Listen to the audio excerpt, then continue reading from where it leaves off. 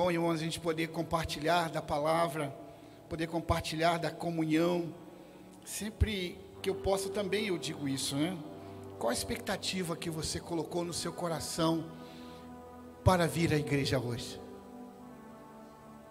Eu sempre fico, isso eu acho que há muitos anos na minha vida, eu fico pensando no sábado à noite.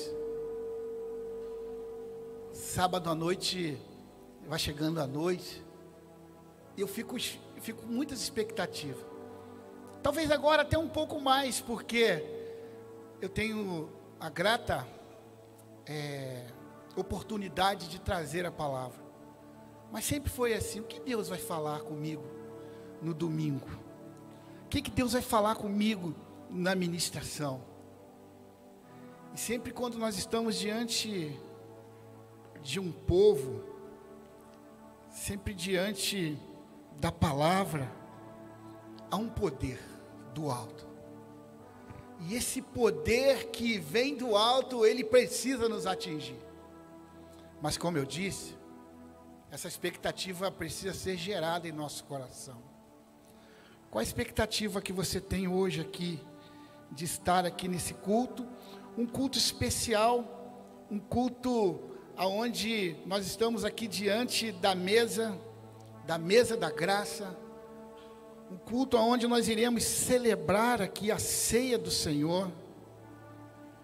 Se você não fez uma oração ainda nesta manhã, eu te convido a fechar os seus olhos e orar. Peça ao Senhor para falar no seu coração. Tente desligar de tudo lá fora. Você precisa acreditar que enquanto você está aqui, o Senhor Deus Todo-Poderoso, Ele está cuidando das suas coisas, da sua família, da sua empresa, do seu trabalho. Senhor, fale aos nossos corações. É a oração que fazemos a Ti, em nome de Jesus. Amém. Aproveitar esse momento de ceia para falar sobre aquele que é digno de toda honra e de todo o louvor. Está dando a microfonia aqui, Cristiano. Vamos aqui falar hoje sobre aquele que nós, todos nós, elevamos os pensamentos a Ele e lembramos de todo o sacrifício que Ele fez por nós naquela cruz. Tantas coisas acontecendo ao mesmo tempo, tantas coisas acontecendo ao nosso lado, ao nosso redor, que nos tira, às vezes, o nosso olhar para esse cordeiro, aquele cordeiro que foi morto, e que vive e reina para todo sempre. Queridos, eu queria nesse momento fazer uma pergunta para você. Quem aqui, de alguma forma, já foi injustiçado? Quase todo mundo. Quem aqui já sofreu uma injustiça? Quem aqui já em algum momento da vida foi imputado uma culpa que você não tinha nenhuma, nada a ver? Isso é muito comum. Isso acontece a todos os momentos nas nossas vidas, desde pequeno, né, irmão? A gente apanhava dos nossos pais, às vezes o irmão que fazia, ou o primo que fazia, e a gente apanhava, sabia nem por que estava apanhando, né? Eu já apanhei muito assim, irmão, mas eu também já aprontei também muitas coisas. Mas, querido, quando nós somos injustiçados, é um sentimento muito ruim, um sentimento de uma culpa, de uma acusação que nós não cometemos. De que forma você se sente? Ruim, é muito ruim. Mas nessa manhã nós iremos falar de alguém que foi condenado também, sem ter nenhuma culpa. Eu apanhei um pouco dos meus pais, você também deve ter apanhado, algumas consequências também no decorrer da nossa vida, talvez ruins, mas essa pessoa aqui teve que dar a vida dele, por causa da culpa, da sua culpa, da minha culpa. A palavra do Senhor em 1 Coríntios, no capítulo 2, o versículo 2, vai dizer assim: pois decidi nada saber entre vocês, a não ser Jesus Cristo e este crucificado. Pois decidi nada saber entre vocês, a não ser Jesus Cristo e este crucificado. O tema da mensagem desta manhã é: digno é o Cordeiro. Irmão, esse versículo, essa palavra aqui do apóstolo Paulo, a qual nós lemos, ele quer dizer que ele não tem nenhuma outra pregação. É como se nada importasse para ele em sua vida, a não ser essa única pregação. Por que Paulo faz isso? Por que Paulo declara isso? De onde veio a inspiração para o apóstolo Paulo dizer isso? Que não importa mais nada a não ser Jesus Cristo e este crucificado. Paulo só teve esta mensagem, a direção da pregação do apóstolo Paulo era essa. Mas existia uma outra pessoa que também usou uma mensagem como essa, como única na vida dela. Uma pessoa que descobriu que a mensagem, para que ele pudesse levar para todas as pessoas que estavam ouvindo, era também exatamente esta. E aqui eu estou falando de João Batista, um profeta extraordinário.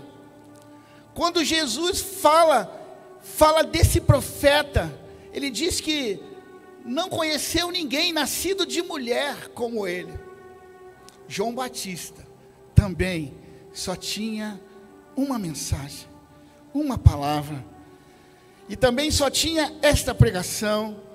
Ele anunciava o arrependimento, ele anunciava, ele batizava as pessoas ali no Rio Jordão, mas a pregação de João Batista era uma só. E essa cena que está narrada ali em João, no capítulo 1, é algo incrível. João está ali batizando, João está ali anunciando o arrependimento e ao mesmo tempo batizando no Rio Jordão.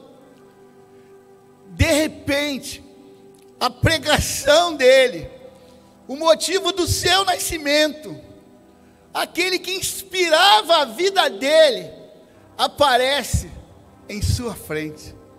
Imaginem a emoção de João Batista encontrar com Jesus ali naquele momento. E o versículo 29 vai dizer: no dia seguinte, João viu Jesus se aproximando-se e disse: vejam, é o Cordeiro de Deus que tira o pecado do mundo. João Batista aponta para aquele que já dizia que viria depois dele, que poderia tirar o pecado do mundo. Que emoção, que cena forte. E para entender o peso desta pregação, quando ele cita aqui sobre o Cordeiro de Deus, nós precisamos viajar um pouco lá no Antigo Testamento, para que esse tema do Cordeiro, possa chegar ao nosso coração aqui nesta manhã. Nós precisamos olhar aqui a cultura bíblica da época e entender como Deus se satisfazia, como Deus, ele lidava com aquele pecador arrependido. Naquela época, antes de Jesus, como era? Como acontecia quando um pecador, ele pecava? Porque a palavra de Deus era muito forte naquela época. Em Deuteronômio 24, versículo 16 diz: cada um morrerá pelo seu próprio pecado. Porque na verdade, esta era a situação daquele que pecava. Se você pecasse, você iria morrer.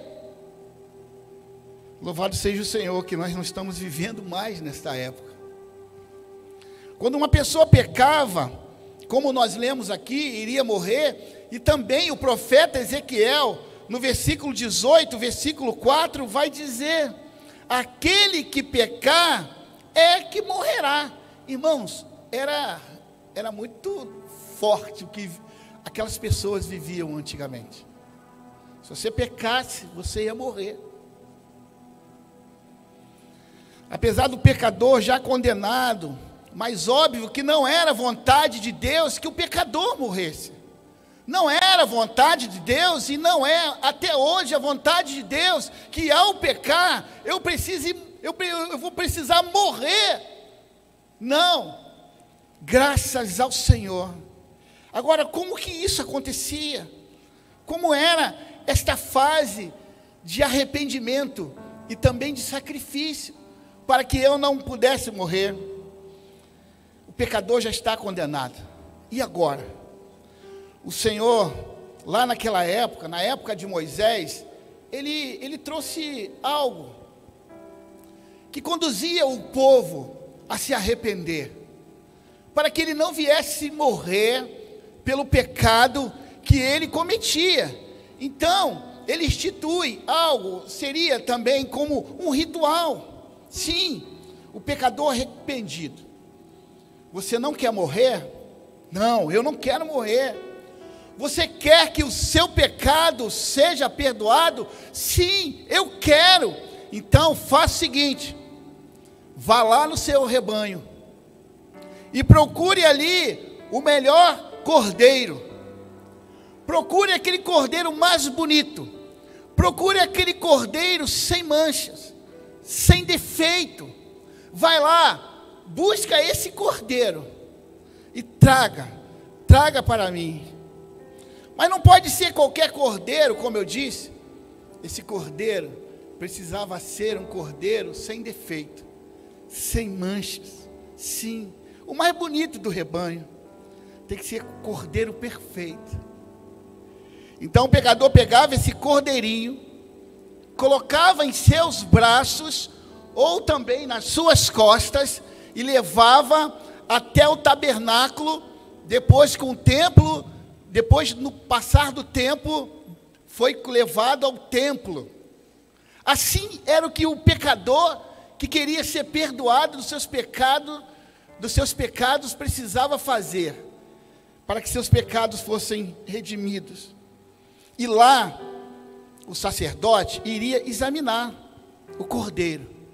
Ele ia olhar o cordeiro de uma forma muito criteriosa.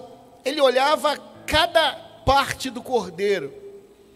Talvez ele passasse a mão sobre a pele, e se tivesse ali uma marca, um defeito, aquele cordeiro seria descartado. Ao invés do sangue do pecador, que deveria ser derramado por causa do pecado dele, o cordeiro morreria no lugar dele, se esse cordeiro fosse um cordeiro sem defeito. Nesse mesmo momento, o pecador vai ao curral e faz essa procura, olha, analisa, vê cada cordeiro e diz: eu achei, esse cordeiro, ele é perfeito, esse eu posso levar para ser sacrificado em meu lugar. Queridos, quando a gente olha esse momento e pensa na figura do cordeiro, vocês acham que o cordeiro é um animalzinho bonitinho? Quem gosta? Eu acho muito bonito. Eu não sei se eles têm foto aí desse cordeiro. Tem foto? Deixa eu ver se tem a foto. Olha que coisa linda, gente. Aninha queria um cachorrinho, mas eu acho que eu vou dar um cordeirinho para ela. Gente, olha que coisa mais linda. Aí, irmãos, quando esse cordeiro é achado, ele é levado naquele trajeto até o sacrifício. Nesse momento, o cordeiro não sabe que está indo para ser sacrificado. Enquanto o pecador leva ele nos braços, acho que tem uma outra foto, ou nas costas, esse pecador talvez fizesse ali um carinho naquele cordeirinho, fizesse um cafunézinho nele, e aquele cordeirinho estava indo para ser sacrificado, irmãos. Sabe, mesmo talvez aquele pecador sentindo uma dor grande, porque iria sacrificar esse cordeiro, mas ele sabia, se não fosse esse cordeiro, seria eu. E aí ele não tem pena, ele escolhe o cordeiro. A carta dos Hebreus, no capítulo 9, versículo 22, diz assim: sem derramamento de sangue não há perdão. O sacerdote amarrava os pés do cordeiro e levava para o sacrifício. Sim, a gente tem uma foto aí. Ele amarrado, ali ele era degolado. E o cordeiro era totalmente esvaziado. Não ficava uma gota de sangue nesse cordeiro. Porque era assim que precisava acontecer, para que o pecador não morresse. Não há perdão. Todos nós somos pecadores. Não há. Nós somos os réus. Quem pode dizer aqui, eu não tenho pecado? A própria palavra de Deus, que não há um justo, nenhum sequer. Todos nós somos pecadores. Então, quem estabeleceu que o único modo de um pecador poder ser perdoado e purificado e escapar da morte através do sacrifício do sangue de uma vítima, mas não de qualquer vítima, uma vítima sem marcas, sem defeito, sem manchas, uma vítima pura. Foi o próprio Deus que estabeleceu isso. E durante séculos e séculos, aqueles que seguiam a Deus faziam este ritual. Eles não queriam morrer pelo pecado cometido. Então o sangue de um inocente precisava ser derramado. E acontecia dessa forma, pela qual eu expliquei para os irmãos. Era doloroso demais. Mas era a forma do pecador não morrer. Você está conseguindo compreender a profundidade disso? Como eu disse, a gente tem vivido de uma forma tão dinâmica, as coisas acontecendo tão rapidamente. A gente às vezes esquece que o cordeiro sem mancha foi morto em nosso lugar. Se a humanidade não tivesse pecado, não precisaria ter derramamento de sangue. O Cordeiro de Deus que tira o pecado do homem, Jesus Cristo. Tudo isto era um pano de fundo para a pregação de João Batista, quando ele anunciava: eis o Cordeiro de Deus que tira o pecado do mundo. Quando João Batista olha para Jesus e o chama de cordeiro, não era um cordeiro qualquer, e ele não via uma pessoa, ele não via como você está me vendo aqui. Quando João Batista olha para Jesus, ele vê de fato o Cordeiro de Deus, que tira o pecado do mundo. Foi isso que João Batista viu quando Jesus chegou perto. E ele aponta para Jesus. Ah, queridos, que mensagem! Foi Deus quem escolheu Jesus como esse cordeiro. Esse cordeiro não poderia ser escolhido por um homem. Esse cordeiro não poderia ser escolhido por um pecador. Jesus Cristo, o Cordeiro de Deus, foi escolhido pelo seu Pai, o nosso Deus. Sabe o que é mais sublime? É que no antigo pacto, Antes de Jesus, era o pecador que carregava o cordeiro em seus ombros. Mas agora, no novo pacto, nesta nova aliança, é o Cordeiro de Deus que nos carrega em seus braços, queridos. Como é bom sentir essa presença. Como é bom saber que Ele está conosco todos os dias. Ah, meus amados irmãos, o que quer dizer isto? Não é o ser humano que escolhe o cordeiro.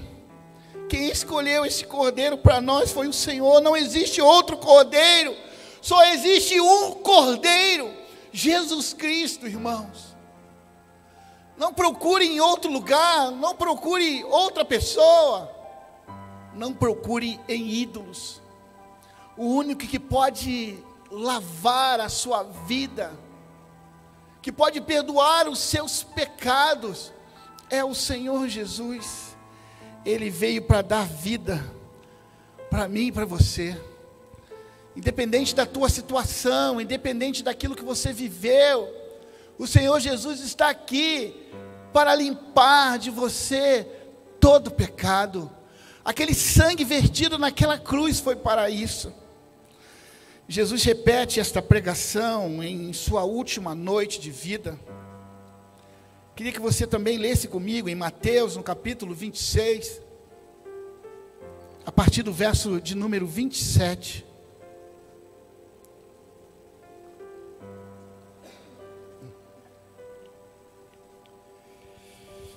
Ele estava na mesa com seus discípulos e ali ele estava inaugurando um novo tempo. Ele estava inaugurando ali a ceia. Ele estava com seus discípulos naqueles momentos finais da sua vida. E quando ele tinha falado a respeito do pão, do corpo, aí lemos assim: isto é, o meu sangue da aliança, que derramado em favor de muitos, para perdão de pecados. Em seguida tomou o cálice, deu graças e ofereceu aos discípulos, dizendo: bebam dele todos vocês, isto é o meu sangue da aliança, que é derramado em favor de muitos. Para quê, irmãos? Para perdão de pecados. Aleluia. Olha que interessante. Isso aqui é para todos. Isso é para você. Isso também é para mim. Mas infelizmente, muitos não querem. É oferecido, é gratuito, é uma graça, é uma dádiva. Mas muitos não querem receber esse presente. Ou então eles ficam tentando escolher o seu próprio cordeiro. Isso se repete até hoje. Pessoas querendo encontrar o seu próprio cordeiro para sacrificar, achando que Deus aceita qualquer cordeiro, e Deus não aceita qualquer cordeiro. Não, Ele não aceita. Este é o ponto central do Evangelho. É por isso que o apóstolo Paulo, que foi treinado, que aprendeu lá na doutrina dos fariseus, aos pés de Gamaliel, o homem inteligentíssimo, além daquelas pessoas daquele tempo, ele era muito inteligente, ele tinha um conhecimento bíblico tão grande, como eu disse, uma inteligência e uma cultura tão grande, um privilégio intelectual, como eu disse, de poucos. Ele disse isso, aí ele aprendeu isso no antigo pacto. Ele disse que aquilo lá do antigo pacto, as coisas já não servem mais para nada, foi esterco, só serviu de adubo. A palavra dele agora é uma só, é reconhecer Cristo, e Cristo crucificado. Aleluia. Agora no novo pacto eu só quero saber de uma coisa, eu só quero saber de Jesus, aquele crucificado. Era a palavra do apóstolo Paulo, é a palavra que precisa ecoar nos nossos ouvidos até o dia de hoje. Olhar e lembrar que o Senhor está conosco, porque aquele sacrifício não foi em vão. Ele nos amou tanto que deu a sua própria vida. Que amor é esse? Que amor é esse? Ele não queria saber mais das coisas profundas lá do Antigo Testamento, não. Ele já disse, aqueles rituais, ele dizia: agora eu quero, pois decidi nada saber entre vocês, sabe, aqueles pactos antigos, aqueles rituais, eu não quero saber mais sobre isso. O que para mim, nesse momento, serve, o que para mim é um objetivo de vida, é o meu norte, é a direção, é Jesus Cristo e aquele crucificado. Isso pode mudar o rumo da nossa história, quando a gente olhar Cristo crucificado, porque foi por mim e foi por você. Irmãos, Deus deseja que a gente possa viver. Deus não deseja a morte de qualquer um pecador, não. Não, Ele não deseja, pelo contrário. Em 1 Timóteo, no capítulo 2, do versículos 2 até o versículo 6, o apóstolo Paulo escreve a seu filho na fé, Timóteo, dizendo: porque isto é bom e agradável diante de Deus, o nosso Salvador, quer que todos os homens se salvem e venham ao conhecimento da verdade, pois há um só Deus e um só mediador entre Deus e os homens, o homem Cristo Jesus, o qual entregou a si mesmo como resgate por todos. Esse foi o testemunho dado em seu próprio corpo. Esta era a pregação de Paulo. Por isso ele tinha essa pregação. A única coisa que ele precisava saber de fato era isso. Era a coisa mais importante que ele queria viver. Ele sabia que para ele o mais importante era Jesus. Para a gente concluir essa mensagem, a gente precisa entender algo aqui também muito importante. Todo céu só tem um louvor. Todo céu só tem um louvor. Eu falei que Paulo só tinha uma pregação. Eu disse aqui que João Batista também só tinha uma pregação. Eu disse também que Jesus Cristo só tinha uma pregação. E por causa dessa única pregação, o céu só tem um louvor. O céu só tem um louvor. Por isso eu quero chamar aqui o ministério de louvor.